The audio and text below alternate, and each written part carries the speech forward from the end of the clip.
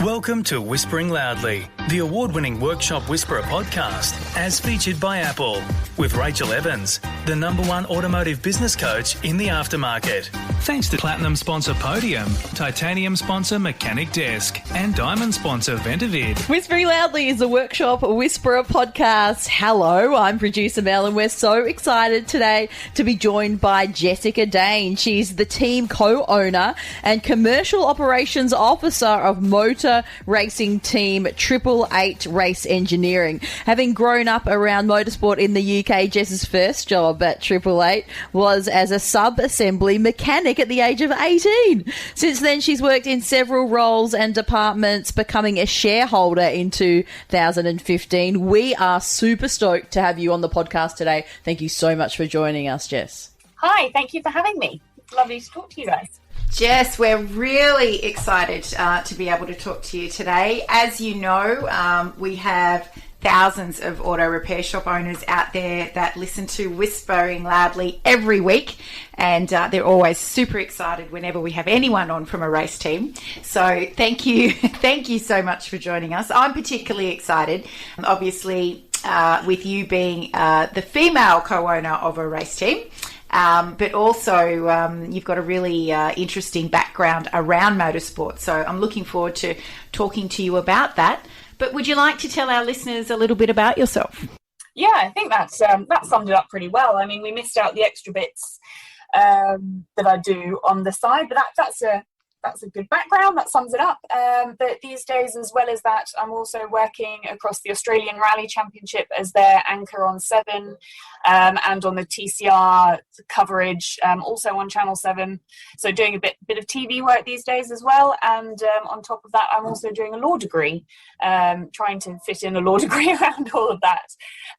But yeah, my background originally, or in terms of what else I've done, I've got a degree in journalism. I was a freelance journalist for a while, and then motorsport just absorbed everything that I do, and it's my life. Yes, and I love it. I wouldn't have it any other way. And you obviously, that was born from your family's connection to motorsport. So your dad? Yes, yeah, absolutely. So he found a love of automotive and racing from pretty much nowhere. His dad was a doctor in the army, and his mother was all sorts of things, actually, everything from a dancer to a child psychologist. So he developed this love of automotive and cars and racing from nowhere. And he built that. He built on that passion, and around that, he's always held jobs in automotive. Started 888 Race Engineering in the UK in the early 90s, or around the mid-90s, in the British Touring Car Championship. So I spent a lot of my childhood at racetracks. Before he started 888, he was a very bad racing driver himself. So, well, not very bad, that's harsh. He was an amateur racing driver himself. So, spent a lot of my life at racetracks. Became a bit separated from it when he moved to Australia when I was 13. But refound my love for it when I went to my first supercars race in Bahrain in 2007.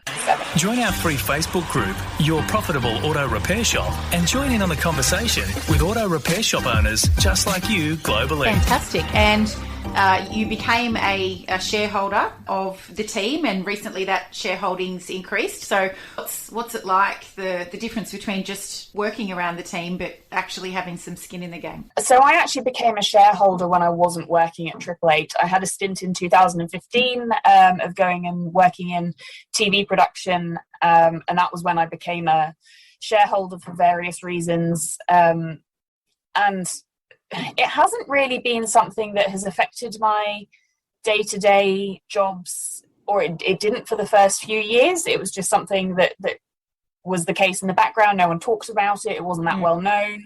And then over the last few years, I said, I put my hand up and said, I want, this is my life. This is my family. I want to be an active part. I don't want to just be a name on the ASIC register. I want to actually have an active role in participating in the ownership of this team.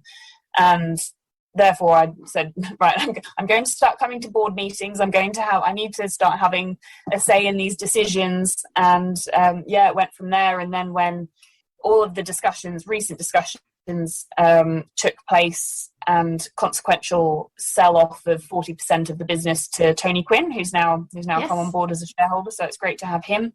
During that, I said very clearly, my goal is to be at 30%, and Jamie Winkup will also be at 30% eventually. And that's what I wanted to do. So it's, although Tony owns 40%, he's got the largest shareholding. I don't want to go anywhere. This is my family, and with my position as a shareholder with a significant shareholding, I feel like I'm in a good position to best look after the team and keep looking after my family. As cliche as that probably sounds. So I imagine that, when you made it known that you wanted to start going to board meetings and things like that, there was a process for you to learn the business side of what's involved in the race team, just like one of our shop owners, going from technician to owning the business? Yeah, it's with Roland, my father, it's very much a case of learning by osmosis. He's a very good mentor and teacher to anyone apart from his two daughters, so me and my older sister who's in the UK. For some reason, he's always had this kind of he's just never embraced teaching us and being a mentor to us, really. So we have always learnt from him kind of by osmosis. So it's exposing myself, and it's saying to him, look, I would like to be, if it's something that I'm not exposed to, it's saying, putting my hand up, and I want to be part of this. Please copy me in on these emails. Please include me on these discussions, because he's never going to tell me, so I have to work it out for myself. Yep. And if there's anything else, then I try to expose myself to the right person. So I'll sit down with our CFO if there's something that I don't understand in the P&L. Or I talk, Jamie's a fantastic businessman in his own right. He runs his own car wash and cafe on the Gold Coast, just setting one new one up in Brisbane. So he's a fantastic person to bounce ideas off and ask questions. So it's a case of finding the right people around me who can help me with specific problems and trying to learn from RD RD being my father, by example. Brilliant. So for everyone out there listening, fantastic guidance there that you can be relating to your own auto repair shop is surrounding yourself with the people that have the skills that you want to learn, and knowing when you need to put your hand up and ask for help, because that's how we get the answers. So brilliant. All right, let's for a moment, if we can, talk about passion and moving out of comfort zones, because it's obvious that you have an immense passion for the sport. And a lot of our listeners, are very, very passionate about cars and about being able to do great work for their customers, but they're not always good with moving out of their comfort zone in order to take the next step. So what advice do you have, about getting out of your comfort zone so that you can go to where you see yourself in the future?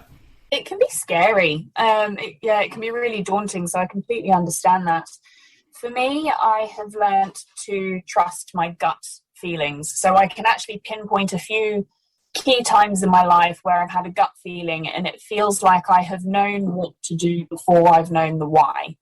And for instance, studying law was a recent one for me.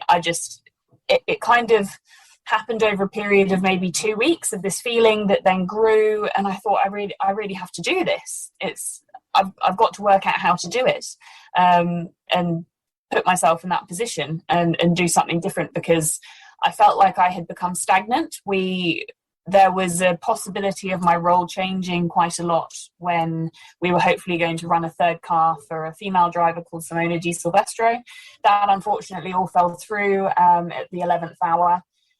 And so the prospect of everything going back to normal scared me a bit, or not normal, but continuing doing what I was doing with no vision of where I was going next. That didn't sit well with me. And I knew that to change that, I had to step out of my comfort zone. And law, this feeling of studying law and going back to university, which is scary. It was scary enough the first time, let alone the second time. Although it's much easier to be a mature student in Australia than it is in the UK. yeah, it just kind of came to me, and then the why came to me afterwards, and I realized how applicable it would be and where it would be really beneficial. And yeah, I haven't looked back, although there are those moments, like at the moment when I'm doing 3 back-to-back race weekends and I have a research proposal due in 10 days time, and I don't know how on earth I'm going to get that done. Yeah. It's moments like that where I go, what am I doing? Why am I doing this? Yes. But it's in order to get out of your comfort zone, or in order to move forward, you have to get out of your comfort zone. And it can be scary, but it's always less scary than you think it will be once you start doing it. Yes, and often the result greater than what you thought it would be. Well, I hope that will be the case with my law degree. Want to find out how the Workshop Whisperer team can put your auto repair shop on the path to business success?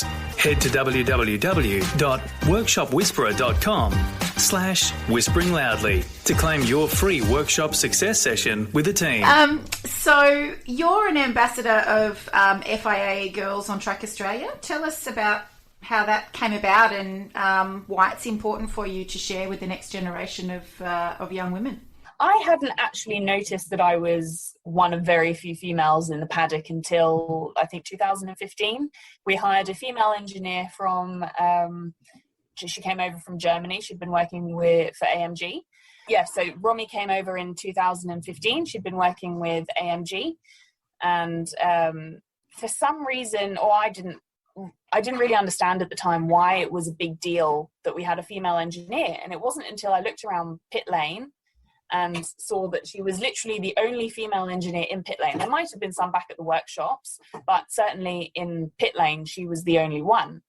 And that really took me by surprise. And I started to notice it for the first time ever. And I think the fact that I hadn't noticed it is really testament to our sport, that as a female, I was never made to feel like I was singled out or different to anyone. Everyone just cares about how hard you work. So I looked at, I saw that Susie Wolff, who's a former Formula One driver and now a Formula E team owner, she started Dare to Be Different in the UK in 2016. And in 2017, I got in touch with her and said, how can we bring this to Australia? There's a massive appetite for it and I would love to make it happen. So ball started rolling from there.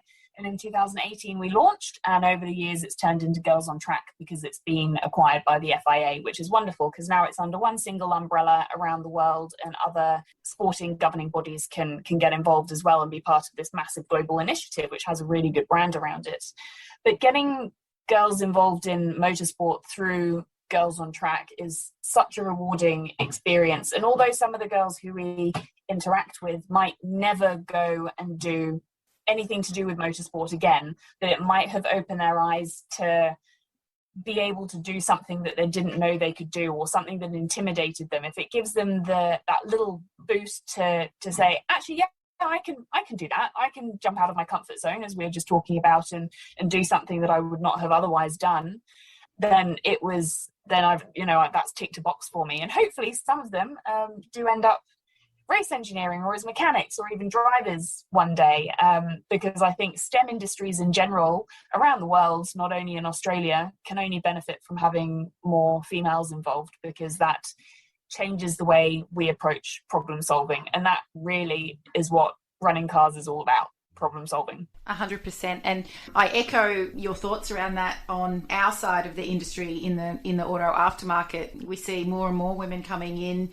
to even take up technician positions. We have more female auto repair shop owners, and it's only a great thing for the industry in general that we're able to have everybody being able to make the most of the opportunities that are there. So fantastic. Okay, and just finally, you mentioned that you're doing a law degree at the moment and that it kind of came from a gut feeling that you had, but it was also around you wanting to prove yourself in another field and do something different. So what's your advice to give our listeners out there when it comes to trying something new or challenging yourself in a different way when you start to feel like, you've stopped or you're getting stagnant? You'll always surprise yourself, I think. People tend to hold back from doing something that might challenge them or get them out of their comfort zone because they're scared of failure. And I put a lot of pressure on myself to do everything as well as I can, but the reality is that I'm never going to get the grades that I did last time I was a student, because then I was a full-time student, and now I'm working more than full-time. I'm trying to, be part of running a business and work for Channel 7 doing broadcast, or with Channel 7 doing broadcasting in multiple different categories, and trying to do a law degree, and working with multiple charities and programs getting women involved in motorsport. So it can feel really daunting, and the fear of failure is massive, but you have to also be kind on yourself and accept that if you're going to challenge yourself, and you might set your expectations or your goals too high, you have to be realistic and kind to yourself and say, you know what, it maybe didn't turn out as well as I perhaps would have liked it, but I have to look at the wins here, and the win here was that I pushed myself and did it in the first place. So just take that step, and I can't say enough how much people surprise themselves when they do take that step, and then you're filled with pride, you're filled with this feeling of accomplishment, and it doesn't have to be a 3.5-year law degree or something like that. It can be as simple as going to a networking event that you might not have in a different life, in a different month, you might not have fancied pushing yourself to do. But if it opens another door, the chances of you having a good experience are much higher than having a completely terrible, life-scarring experience. Fantastic advice. And Jess, thank you so much for joining us on Whispering Loudly today. We wish you and the 888 race team all the best. And hopefully you'll get back to Newcastle for a race soon, and we'll be able to meet you in person. And if you want to make sure that you never miss an episode of Whispering Loudly and never miss a fantastic episode like the one we've done with Jess today, make sure you head to Apple or Spotify or Google, wherever you listen to your podcasts, and subscribe. Thanks so much for coming on, Jess. Thanks for listening to Whispering Loudly, the award-winning Workshop Whisperer podcast, as featured by Apple with Rachel Evans, the #1 automotive business coach in the aftermarket. Thanks to Platinum sponsor Podium, Titanium sponsor Mechanic Desk, and Diamond sponsor Ventavid.